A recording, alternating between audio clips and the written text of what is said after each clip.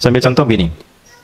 Nabi Zakaria itu yang paling viral di Al-Quran, salah satunya divonis oleh manusia tidak akan mungkin punya keturunan. Secara klinis mustahil, karena istrinya divonis monofos dan mandul. Secara medis semua sudah angkat tangan. Tapi apa yang dilakukan? Nanti ini akan melahirkan rumus di Quran surah kelima Al-Maidah ayat 35. Nanti jadi rumus standar dari apa yang dialami oleh beliau ini. Di titik itu beliau menangkap isyarat bahwa ketika manusia sudah mengatakan tidak mungkin, itu tanda awal dari Allah supaya kita langsung memohon kepadanya, karena Allah ingin memberi tanpa perantara siapapun.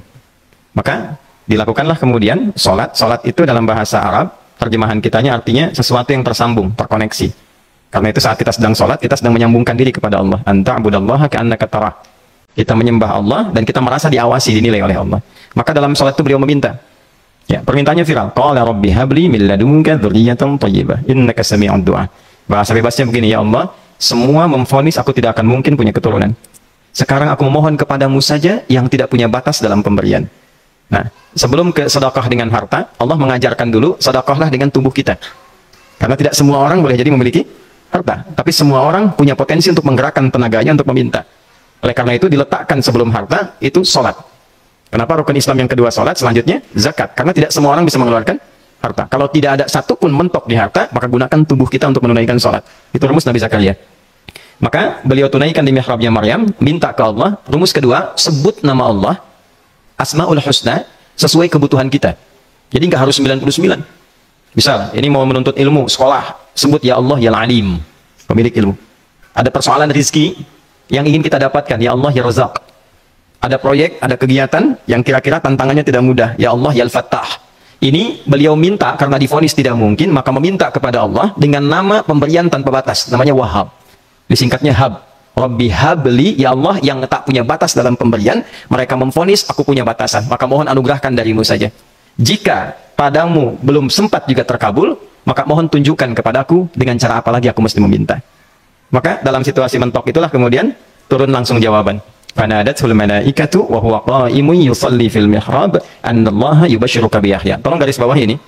Orang-orang yang langsung memiliki kesadaran saat di titik paling krusial, terendah, dan kita merasa tidak punya apa-apa, lalu ada kesadaran kita punya Allah dan meminta, itu seketika nggak ada sekat. Langsung dijawab. Seketika. Nah, karena itu biasanya di momen tertentu setiap kita itu pasti mengalami peristiwa itu, apapun bentuknya. Nah, itu kalau sudah sampai ke situ itu kode. Jadi di Islam itu nggak ada pesimis. Ya, tidak ada pesimis, dan jangan pernah melarutkan diri pada sebuah vonis. Sudah, ini nggak mungkin, nggak akan dikabulkan. Nah, itu jebakan setan. Karena declare pertama iblis ketika melakukan kesalahan itu kalimatnya jelas. Ana khairum minhu khalaqtani min narin wa khalaqtahu ya min tin. Saya lebih hebat, lebih bagus. Allah nggak mungkin, sudah nggak mungkin ada ampunan lagi. Jadi diteruskan kesimpulan ini karena nggak mungkin katanya diampuni, ya sudah bermaksiat saja. Karena nggak mungkin dikabul, ya sudah pesimis saja. Padahal di titik itu Allah sedang membuka, temukan kata itu, temukan hubungan itu, minta itu tanpa sekat. Maka seketika malaikat turun menyampaikan doamu dijawab.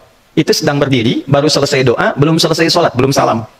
Turun malaikat mengatakan, Allah kasih kabar, kamu akan punya anak, langsung namanya dari Allah Yahya. Jadi Yahya itu pemberian Allah. Ya, pemberian Allah. Yahya artinya hidup. Yang mustahil menurut manusia, lahir seorang bayi dari rahim perempuan yang divonis monofos dan mandul, kata Allah, jadi dan hidup. Nah, rumus itu nanti terus dialami oleh para nabi, puncaknya di era Nabi Muhammad SAW, nanti melahirkan panduan di Quran surah 5 ayat 35. Ya ayyuhalladzina amanu ittaqullaha wabtaghu ilaihil wasilah. Perhatikan kalimatnya dengan detail ya. Hei semua orang yang masih merasa punya iman. Tuh iman kita disentuh. Ini kalau mengalami persoalan di titik nadir, terendah, itu yang disoal oleh Allah imannya dulu. Kamu masih punya iman nggak? Orang beriman nggak mungkin pesimis. Orang beriman nggak akan putus asa. Orang beriman nggak akan bunuh diri. Imannya ditanya dulu. Katanya kamu beriman, iman kamu di mana? Kalau masih punya iman, kata Allah, ini ujian dari saya, supaya kamu nyebut saya. Katanya ingin mendekat, kata Allah kan? Ittaqullah, nah ini rumusnya. Wabtaghu ilaihil wasilah. Kalau engkau pengen cepat dapat solusi, maka aku berikan perangkat untuk cepat mengabulkan doamu itu. Perangkat itulah disebut dengan takwa. Nah, takwa itu ada urutan, 240 kali disebutkan dalam Al-Quran, dibagi pada 3 segmen. Segmen ibadah ritual, segmen ibadah sosial, satu lagi segmen rumah tangga. Ya, karena itu tinggal cari aja di ibadah ritual, misalnya sholat. Bangun tahajud malam, minta sama Allah, dekatkan diri kita. Salah satu kasusnya Nabi Zakaria. Ya, itu poin yang pertama. Yang kedua nanti ada maliyah sosial, itu yang tadi dipraktikkan sedekah dengan harta. Ya, tidak harus banyak, yang penting Allah minta apa, ikhtiarkan, nggak akan dilihat berapapun nilainya. Yang dilihat itu ada nggak kemampuan mengimplementasikan imannya, itu poinnya. Titik itu, ya. Yang ketiga nanti di keluarga. Urutan pertama orang tua. Kata Ibnu Abbas radhiyallahu taala anhuma, tidak ada satupun aku melihat amalan tertinggi yang menarik perhatian Allah untuk memberikan ampunan pada orang taubat atau mengabulkan doa dengan cepat kecuali berbakti pada orang tua. Dan kisahnya viral sekali di Al-Bukhari, 3 orang terjebak dalam gua, kemudian tertutup batu besar karena berteduh hujan, tapi tertutup batu besar. Lalu ketiganya mendorong, tidak pernah bisa mengeluarkan tenaga yang mampu mengeluarkan mereka dari batu itu. Tak bisa gerak. Satu di antara 3 orang ini mengusulkan, sudah, ini tanda dari Allah. Jangan gunakan kekuatan kita lagi, kita diminta menggunakan kekuatan yang Allah berikan. Coba kita cari amalan rumus takwa tadi. Satu di antara 3 itu mengatakan, ya Allah, saya punya seorang ibu. Setiap kali saya berangkat kerja, saya akan selalu siapkan hidangan untuk ibu, khusus untuk susu sebelum tidur, itu saya yang minumkan langsung kepada beliau. Itu berlanjut selama hidup saya seperti yang kau ketahui. Satu kali, saya pulang dari kantor, dari pekerjaan, ibu saya sudah tertidur. Sementara susu belum diminum. Dan kami putuskan tidak ada yang berani menyentuh susu dan minuman makanan kecuali ibu terlebih dahulu. Maka saya putuskan memegang nampan susu di samping ibu yang tertidur dan menunggu beliau bangun.